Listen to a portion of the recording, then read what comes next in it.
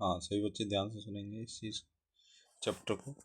ये है व्यापार से साम्राज्य तक, जिसमें हमने पहले भी पढ़ चुके हैं।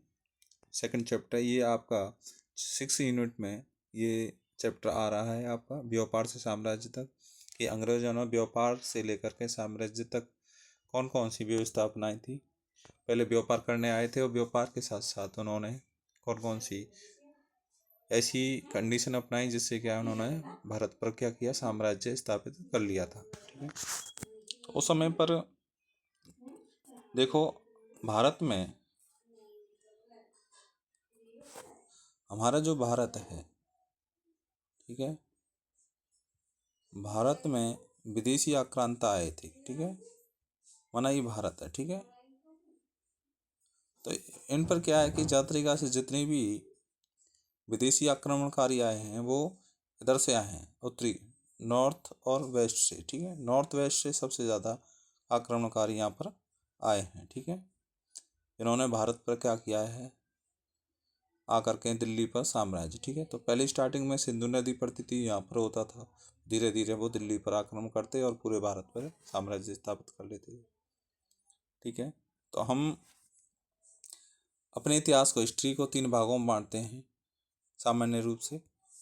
एशियंट हिस्ट्री, मेडिवल और आपकी मॉडर्न। ठीक है, ये 2 हो गए, 3 हो गए आपके, एशियंट, मेडिवल हो गई और आपकी मॉडर्न हिस्ट्री हो गई। ठीक है, तो हम जो अंग्रेज़ों का ईस्ट इंडिया कंपनी का जो आना, ईस्ट इंडिया कंपनी, ठीक है, तो इसको हम मॉडर्न हिस्ट्री के अंदर पढ़ते हैं। ठीक है, तो जब ईस्ट इंडिया कंपनी आई थी तो उस समय पर हम मुग़ल बादशाहों के बारे में, उस समय भारत पर कौन किसका साम्राज्य था उस समय पर, तो इसके बारे में हम इसमें पढ़ते हैं। ठीक है, देखो इसकी समीक्षा करते हुए पढ़ते हैं हम, अभ्यास समीक्षा। मुग़ल बादशाहों में औरंगजेब आखिरी, मैंने बताया था, मैंने आपके लिए ट्रिक्स भी बता दी है। बहाजी, सब्जी, ठीक है, सब्जी, फोर, माँ, सब, ये सारे मुग़ल बादशाह हैं, उनकी ट्रिक्स है। ठीक है, तो पहला बाबर, हुमायूं, ठीक है, जहांगीर, शाहजहाँ और औरंगजेब, ये सबसे ज़्यादा पावरफुल एम्पायर थे मुग़ल बादशाहों में। तो आखिरी पावरफुल एम्पायर था वो औरंगजेब था। ठीक है, इसके शासनकाल में अन्य विदेशी आक्रांत आए थे, परंतु उन्होंने अपनी जड़ें नहीं जमा पाए। ठीक है, तो आखिरी इसकी जो 1707 में क्या हो जाती है, मृत्यु हो जाती है।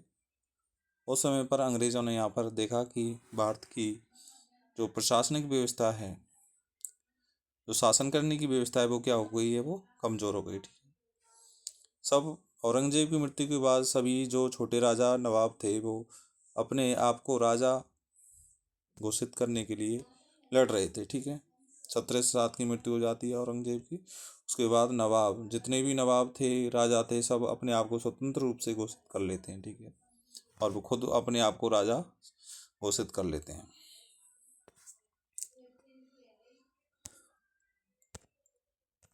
आगे देखते हैं, उन्होंने वर्तमान भारत के एक बहुत बड़े हिस्से पर नियंत्रण स्थापित कर रखा था। आखिरी वो था, औरंगजेब था आखिरी इसमें पावरफुल। ऐसे और भी राजा हुए थे, परंतु पावरफुल जो राजा थे उनके पावर में किसी और राजा ने क्या नहीं रखा, कदम नहीं रखा। तो उसके बाद कई राजा हुए जिन्होंने, क्योंकि उनकी शक्ति इतनी चली नहीं थी, तो पावरफुल राजा जो पूरी भारत के अंदर क्या है, उन्होंने एक नियंत्रण स्थापित कर रखा था।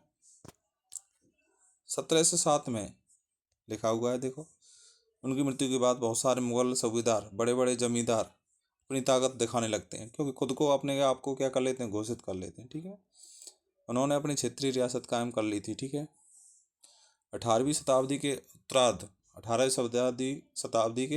18वीं सदी के बाद में,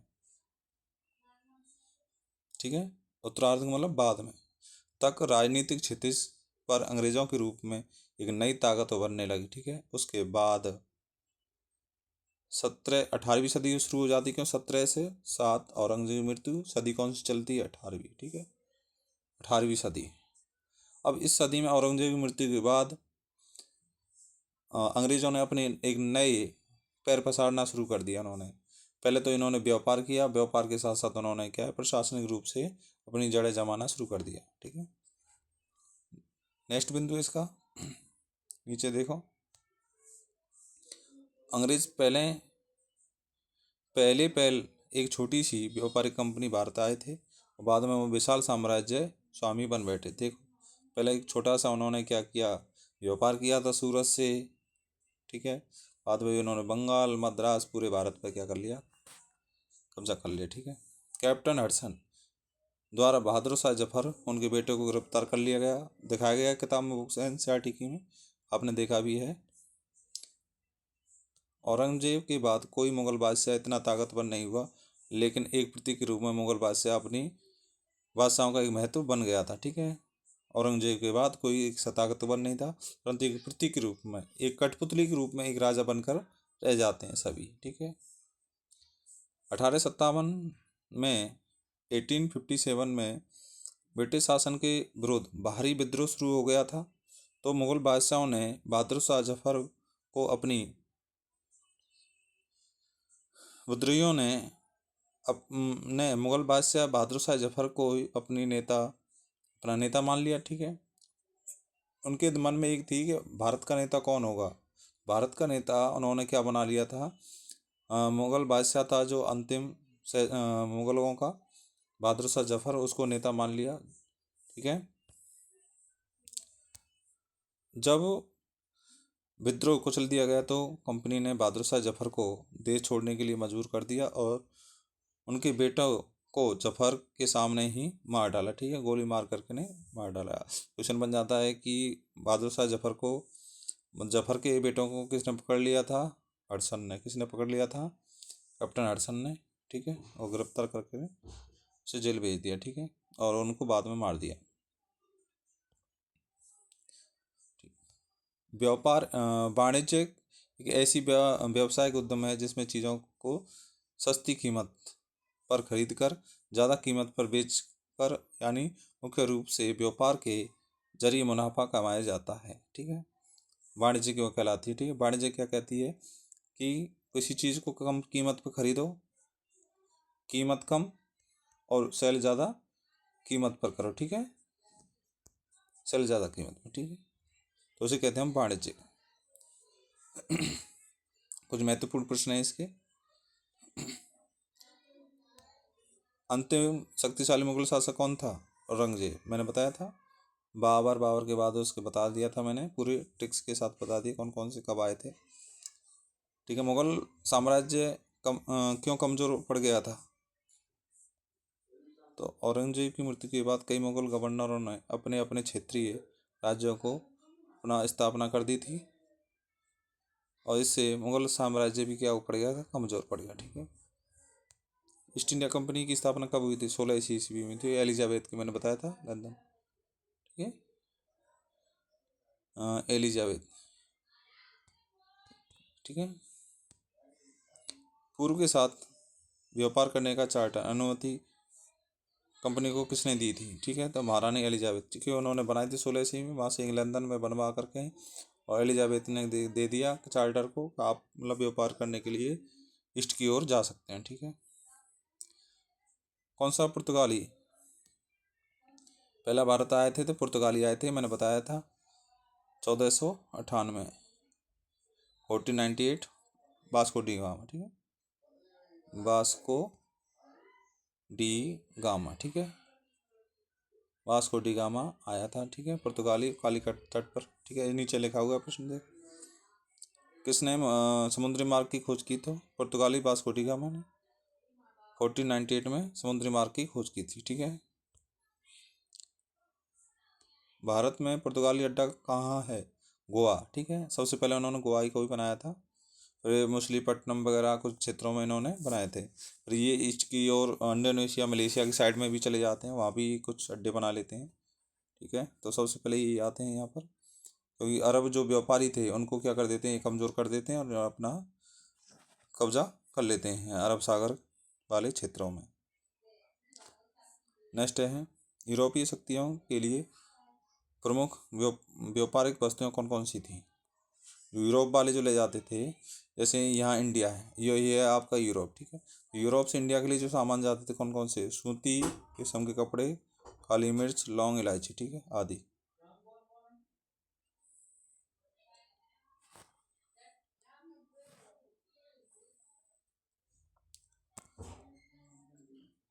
पहली अंग्रेजी फैक्ट्री कारखाना स्थापना कहाँ पर और कब और कहाँ की गई थी। तो पहली फैक्ट्री 1691 में हुगली नदी के तट पर की गई थी, ठीक है।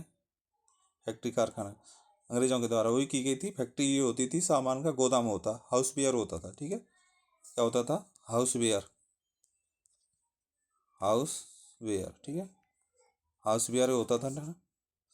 इसी को क्या कहते थे, गोदाम कहते थे, ठीक है।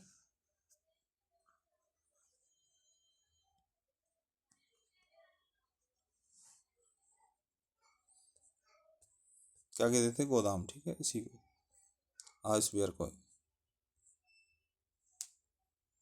कंपनी के व्यापारी हुगली नदी के किनारे काम चलाते थे। इन व्यापारियों को उस ज़माने में फैक्टर कहा जाता था, ठीक है। काम करने वाले लोगों को क्या कहा जाता, फैक्टर, ठीक है। और जो हाउस बियर होते थे उनको क्या कहते थे, फैक्ट्री, क्या कहते थे उनको, फैक्ट्री,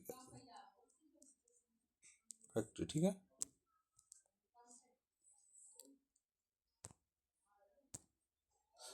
पहली इंग्लिश फैक्ट्री कब और कहाँ लगाई थी। तो पहली इंग्लिश फैक्ट्री 1651 में हुगली नदी के किनारे लगाई थी। फरमान का अर्थ क्या था, ठीक है। फरमान का अर्थ था शाही आदेश।